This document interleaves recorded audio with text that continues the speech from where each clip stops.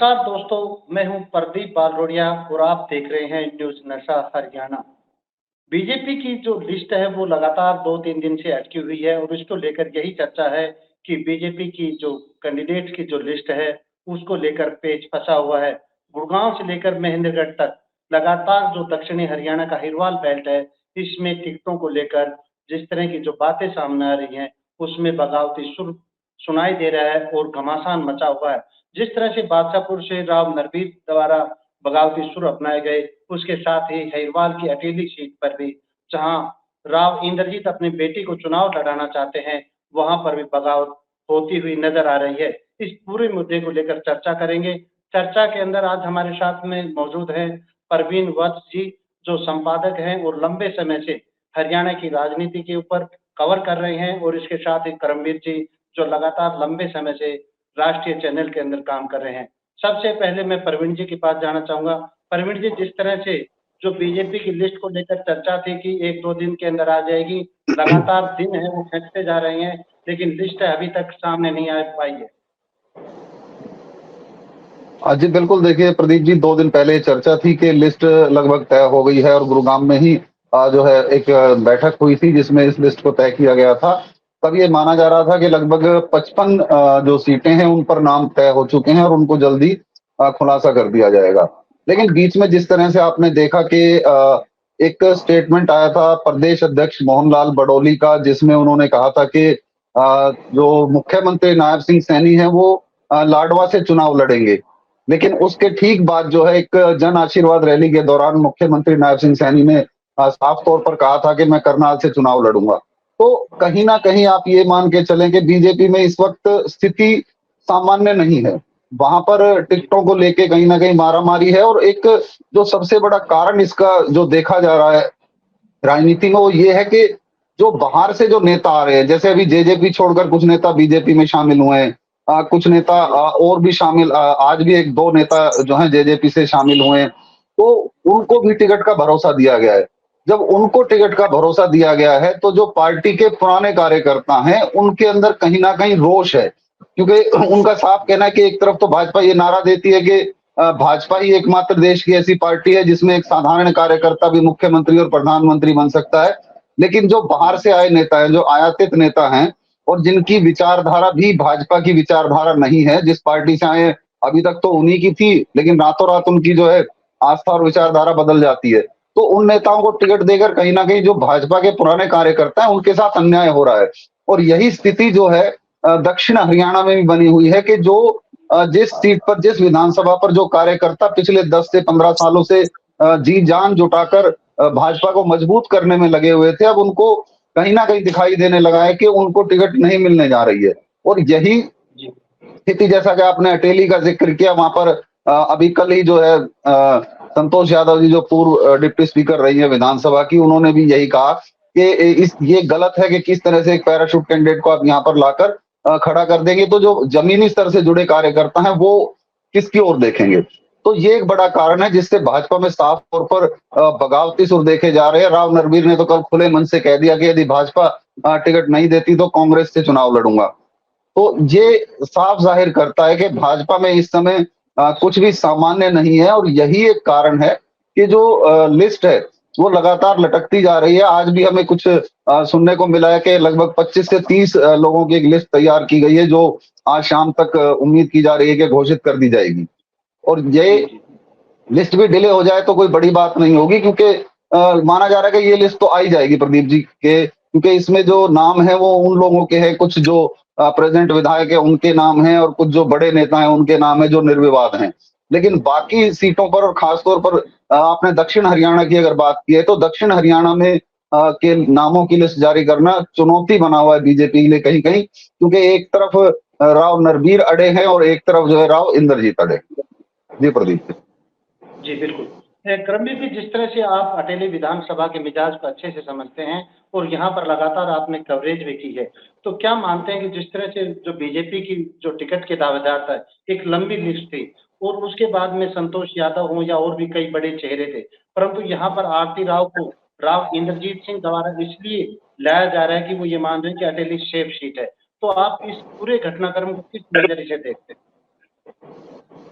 जी प्रदीप जी, बिल्कुल। देखिए, बताना चाहूंगा कि जिस प्रकार से राव इंद्रजीत सिंह अटेली विधानसभा को एक अपनी सेफ सीट मान रहे हैं और उसी को लेकर, क्योंकि वो नहीं चाहते कि उनकी जो बेटी है आरती राव, उसका जो पहला चुनाव है वो कहीं ऐसे पेचीदा फेस नहीं फंसना चाहते जहां पर पहले चुनाव के अंदर ही उनको जो है चुनौतियों का सामना करना पड़े।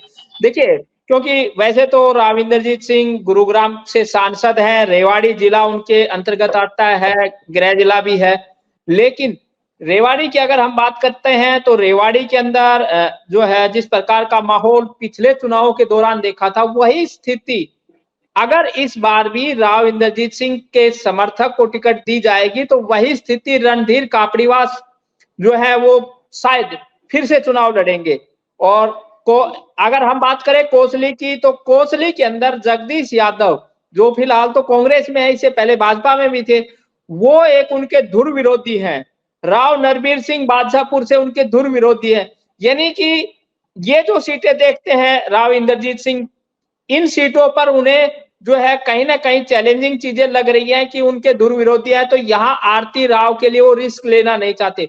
अटेली सीट एक ऐसी सीट है जहां पर उनका परंपरागत, चाहे हम जाटूसाना की बात करें, जब जाटूसाना था तो जो है ये काफी गांव जो थे उनके अंदर राव इंद्रजीत सिंह खुद चुनाव लड़े हैं। और रामपुरा हाउस तो अटेली जो विधानसभा है इससे हमेशा से जुड़ा रहा है। राव वीरेंद्र सिंह भी यहाँ से चुनाव लड़े थे, राव अजीत सिंह भी चुनाव लड़ते रहे हैं। यानी कि रामपुरा हाउस अटेली विधानसभा में हमेशा भागीदार है, तो उन्हें लगता है कि ये सबसे सेफ सीट है। ये कारण नजर आ रहा है, इस वजह से वो आरती राव को यहाँ लेकर के आ रहे हैं। लेकिन करमवीर जी, जिस तरह से कल संतोष यादव द्वारा ऐलान कर दिया गया कि यहाँ की जनता विकसित अटेली देखना चाहती है, यहाँ पर राजशाही नहीं चलेगी, तो ये पहली बगावत है। एक लंबी लिस्ट है नेताओं की, तो क्या लगता है कि यहाँ पर आरती राव अगर चुनावी मैदान में आती है तो बगावत का कितना डर यहाँ पर रहेगा, कितनी सेफ रहेगी आरती राव यहाँ पर? जी जी बिल्कुल। देखिए, जिस प्रकार से कल संतोष यादव ने, जैसे ही ये एक जो है सुर्खियों के अंदर बात आई थी कि आरती राव अटेली विधानसभा से चुनाव लड़ेंगे, उसके बाद जो भी कैंडिडेट यहाँ से विशेष करके जिन्हें लगता है कि उनके लिए या तो जो है आखिरी चुनाव है या फिर उन्होंने जो समय यहाँ पर दिया है, संतोष यादव की अगर हम बात करें तो 2000 से वो अटेली विधानसभा में लगातार एक्टिव रही है। इस जो है 2000 या 2005 का चुनाव की बात करें तो वो इनेलो पार्टी से लड़ा, उसके बाद भारतीय जनता पार्टी से लड़ा और 14 के अंदर जिस प्रकार से वो यहाँ से एमएलए बनी, तो पूरा 24 साल का उनका राजनीतिक जो क्षेत्र रहा है वो अटेली विधानसभा रहा है। 2019 के चुनाव के अंदर जो है उन्हें उनका विरोध किया गया, काफी बातों को लेकर के उनका विरोध किया गया था और इस वजह से उस समय संतोष यादव चुप बैठ गई थी। हाईकमान की तरफ से भी उन्हें जो है सेटिस्फाई किया गया था। लेकिन अब की बार जैसे ही लगा है कि भाई आरती राव आ रही है, तो संतोष यादव को लगता है कि अगर आरती राव यहाँ से आती है तो आगे की उनकी राजनीति खत्म हो जाएगी। एक बात। दूसरी बात यह है कि जिस प्रकार से आपने बात की कि इस प्रकार के एक लंबी लिस्ट, तो इसमें कोई संदेह नहीं है, क्योंकि जो भारतीय जनता पार्टी संगठन के जो आदमी हैं, जो वो चाहते हैं कि किसी स्थानीय कैंडिडेट को यहाँ से टिकट दी जाए। उनका कहना है कि पार्टी के जो वर्कर हैं उनकी अनदेखी की जा रही है। उनका कहना है कि फिर जो ये सर्वे करवाए जाते हैं, ये सारी चीजें हैं, ये क्यों हो रही है? फिर पार्टी कभी भी किसी को जो है उतार दे, जहां मर्जी करे जिसका। तो ये लोग जो है भारतीय जनता पार्टी के जो कार्यकर्ता हैं वो लगातार सवाल उठा रहे हैं, अपनी नाराजगी जाहिर कर रहे हैं। और आपको बता दूं कि आने वाले समय में यदि आरती राव को यहाँ से बीजेपी की तरफ से उतारा जाता है तो भारतीय जनता पार्टी में बगावत हो सकती है। बहुत से इनके पदाधिकारी इस्तीफा भी दे सकते हैं, पार्टी भी छोड़ सकते हैं। ऐसी भी बहुत सी सूचनाएं, ऐसी भी बहुत सी जानकारी हमारे तक पहुंच रही है। तो बगावत तो अगर आरती राव आती है तो भाजपा में निश्चित है। जिस तरह से करमवीर जी आपने कहा कि जो बीजेपी के कार्यकर्ता आरती राव अगर चुनाव मैदान में आते तो पार्टी छोड़ सकते हैं। आपको याद होगा कि राव इंद्रजीत जब अटेली के दौरे पर आए थे, उन्होंने खुले मन से ये बात कही थी कि वे चुनाव अपने कार्यकर्ताओं के दम पर जीतते हैं, बीजेपी के कार्यकर्ताओं के दम पर नहीं जीतते। तो आपको क्या लगता है कि यहाँ पर अटेली के अंदर जो बीजेपी के कार्यकर्ता हैं वे कितने यहाँ पर कामगार साबित होंगे? देखिए, बिल्कुल इस बात को अच्छे से याद है कि राव इंद्रजीत सिंह ने सेहलंग गांव के अंदर जब जनसभा की, वहां ये सवाल किया। अटेली के अंदर धन्यवाद का जब उनका दौरा हुआ, वहां ये सवाल किया कि स्टेज पे बैठे हुए कितने भारतीय जनता पार्टी के पदाधिकारी हैं और कितने ये अपने साथ लोग लेकर के आए। ये 2 सवाल किए थे उन्होंने, और ये दिखाता है कि राव इंद्रजीत सिंह यहाँ अहिरवाल में भाजपा से ऊपर अपने आप को रखना चाह रहे हैं कि भारतीय जनता पार्टी जो है उससे ऊपर राव का कद है, और उनके जो चाहने वाले, उनके जो समर्थक है, वो भी ये चाहते हैं। तो इस वजह से जो है ये सारी बातें हुई है। अब क्योंकि यहाँ पर चर्चाएं चली है, पार्टी ने अभी कोई फाइनल जो है निर्णय नहीं लिया है, तो इस वजह से अभी जो कार्यकर्ता हैं वो कुछ शांत बैठे हैं। लेकिन जैसे ही यहाँ से टिकट का निर्णय होगा, उसके बाद असली बगावत भारतीय जनता पार्टी के अंदर देखने को मिलेगी। कल जहां तक आपने संतोष यादव की बात की, उन्होंने एक तरफ तो कहा कि हम भाजपा के कर्मठ कार्यकर्ता हैं और जो शीर्ष नेतृत्व है वो हमारी अनदेखी नहीं करेगा। दूसरी तरफ उन्होंने जो बात कही कि इस बार जो उनके समर्थक हैं उनकी भावनाओं को कुचला नहीं जाएगा, तो ये इशारा करता है कि संतोष यादव इस बार चुनावी मैदान में आने वाली है। अगर पार्टी टिकट नहीं देगी तो वो किसी दूसरे दल से या निर्दलीय के तौर पर, लेकिन इस बार संतोष यादव चुनाव लड़ेंगे। कल उन्होंने अपने इशारों के अंदर ये बात स्पष्ट रूप से जाहिर कर दी। बिल्कुल।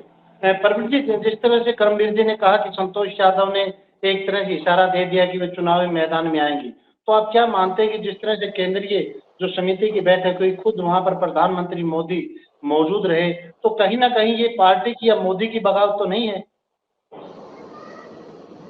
जी बिल्कुल, देखिए साफ तौर पर ये पार्टी की बगावत मान सकते हैं, क्योंकि जो हाईकमान है वो जिस तरह के निर्णय ले रहा है, जिस तरह से एक मान लीजिए कि हरियाणा में इस बार बीजेपी को साफ तौर पर जो 10 साल की एंटी इनकम्बेंसी है उसका सामना करना पड़ रहा है, ये बीजेपी के जो आला कमान है वो बहुत बेहतरीन तरीके से जानते हैं। क्योंकि आपने अभी पिछली चर्चाओं में भी हमने जिक्र किया था कि चाहे किसान आंदोलन रहा हो, चाहे पहलवानों का विरोध रहा हो, चाहे कर्मचारियों की हड़ताल रही हो, ये सब एक नेगेटिव फैक्टर जो बीजेपी के लिए साबित हो रहा है। और इस डैमेज को कंट्रोल करने के लिए बीजेपी जो दूसरी पार्टियों से जो छोड़कर नेता आ रहे हैं उन पर निगाह टिकाए बैठी है। एक सबसे बड़ा जो फैक्टर बीजेपी का हरियाणा में चल रहा है, जाट वर्सेस नॉन जाट, क्योंकि साफ तौर पर आप देखते हैं कि पिछले 10 सालों से जो जाट समुदाय है हरियाणा का, वो अपने आप को एक तरह से उपेक्षित महसूस कर रहा है कि उनके पास कोई बड़ा पद नहीं है, क्योंकि अब से पहले अधिकांश मुख्यमंत्री जो है जाट समुदाय से आए हैं और बड़े मंत्रालय भी उन्हीं के पास रहे हैं।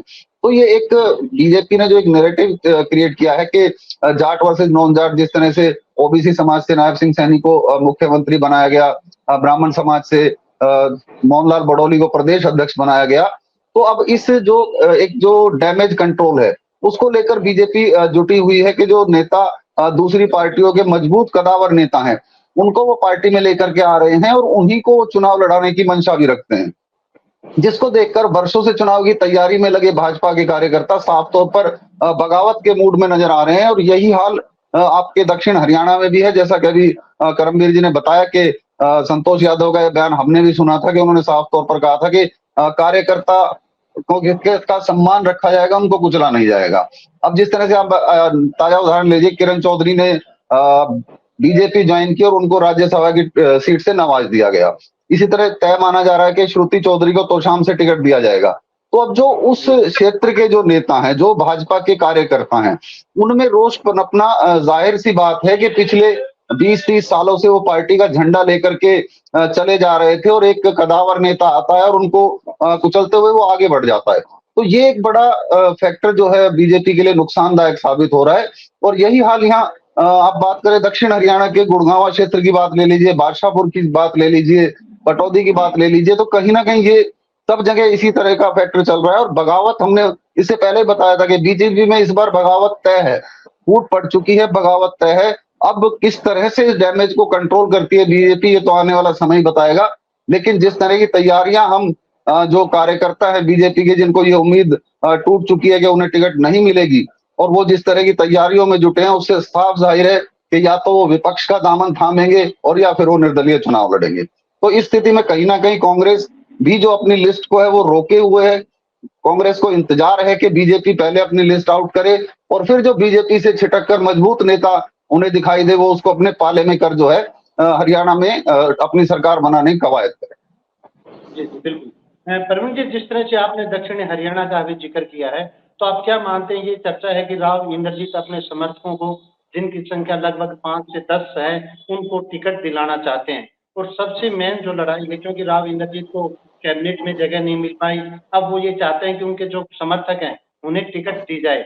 परंतु जो भाजपा का जो केंद्रीय नेतृत्व है, वो इसके पक्ष में नहीं है। तो आप क्या मानते हैं कि यही एक कारण है, जिस कारण से जो टिकटों का वितरण उसमें देरी हो रही है? देखिए, एक बात तो आज मुझे अभी ध्यान आई है कि कल जब राव नरवीर की एक सभा बादशाहपुर विधानसभा में हो रही थी, तो उसमें उन्होंने साफ तौर पर कहा था कि कभी कोई केंद्रीय मंत्री कहता है तो उनका साफ इशारा किन केंद्रीय मंत्री की तरफ था ये साफ दिखाई देता है। तो राव इंद्रजीत की ओर से लगभग 11 सीटों पर अपनी सहमति मांगी गई है कि 11 सीटें मेरे समर्थकों को दी जाए, जिसमें आपकी पटौदी सीट भी आती है, बावल भी आती है, आपकी रेवाड़ी भी वहां उसमें शामिल है, नांगल चौधरी उसमें शामिल है, अटेली उसमें शामिल है, नारनौल महेंद्रगढ़ उसमें शामिल है। लेकिन हाईकमान 11 सीट देने के मूड में दिखाई नहीं देता। उन्होंने साफ कर दिया है कि 5 से 6 सीट जो है वो राव इंद्रजीत की मर्जी से दी जा सकती है। जिसके बाद एक सिनेरियो ये सेट किया गया कि अगर भाजपा को तीसरी बार सत्ता में हरियाणा में आना है तो उसका रास्ता अहिरवाल से गुजरेगा। तो ये एक साफ संकेत राव इंद्रजीत की ओर से दिया गया है कि अगर उनकी मनमर्जी की सीटें ना दी गई तो कहीं ना कहीं बीजेपी को अहिरवाल क्षेत्र में नुकसान उठाना पड़ेगा। अहिरवाल क्षेत्र में लगभग मैं कहूं फरीदाबाद और मैं सब जिलों को मिलाऊं तो लगभग 24 सीटें जो हैं अहिरवाल क्षेत्र की बैठती हैं, और जिनके अधिकांश में से इस पर बीजेपी का कब्जा है।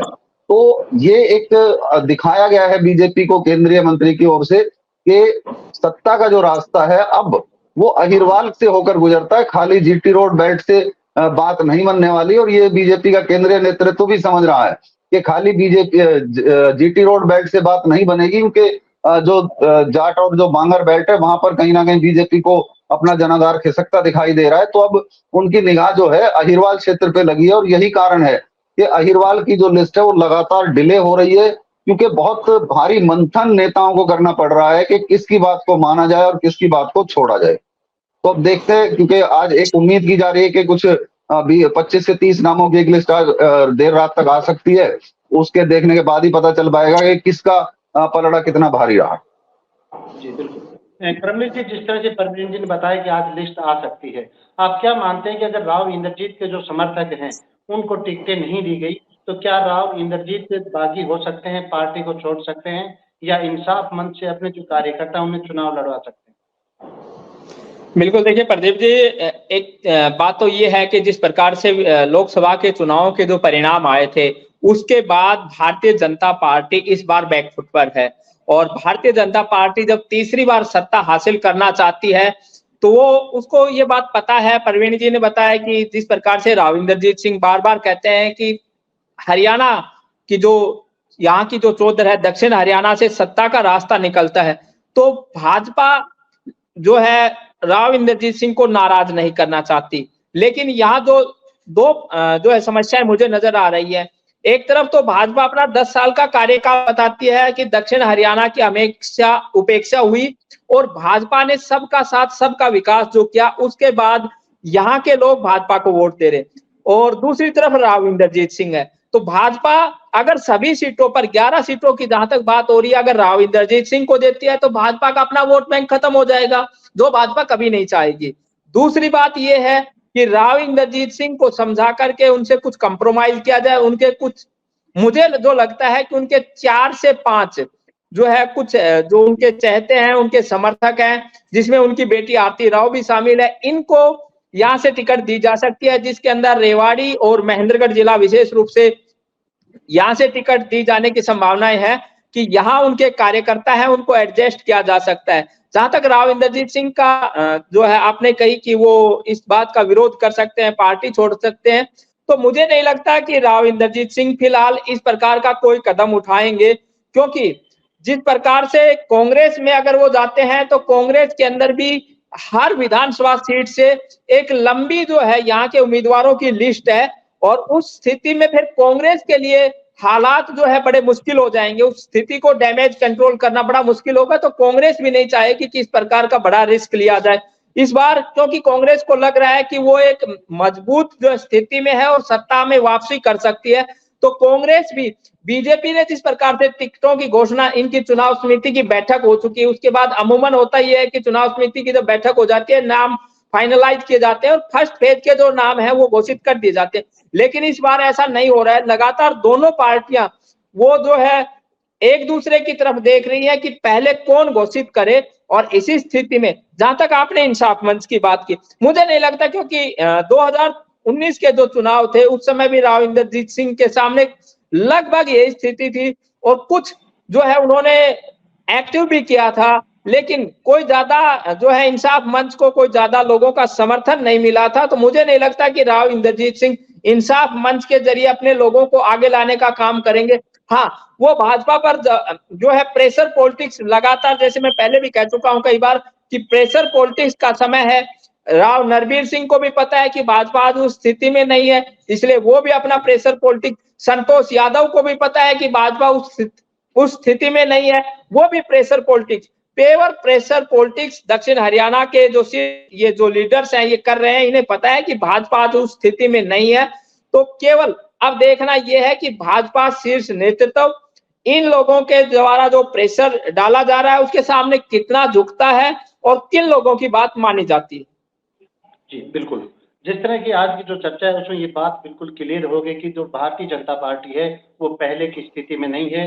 जिस तरह से 2014 और 2019 में उन्होंने खैरवाल बेल्ट के अंदर बहुमत लिया था, अब 2024 है और इसमें गुरुग्राम से लेकर महेंद्रगढ़ जिले तक जो बगावत के जो सुर हैं वो सुनाई दे रहे हैं। इसको देखकर यही कह सकते हैं कि आने वाले समय में बीजेपी की राय आसान नहीं है और लिस्ट आने के बाद और भी जो लोगों के सुर सुनाई देंगे। आज की चर्चा में जुड़े प्रवीण जी और करमवीर जी का बहुत बहुत धन्यवाद। और भी आगे इसी तरह की चर्चा जारी रहेगी, तब तक के लिए नमस्कार।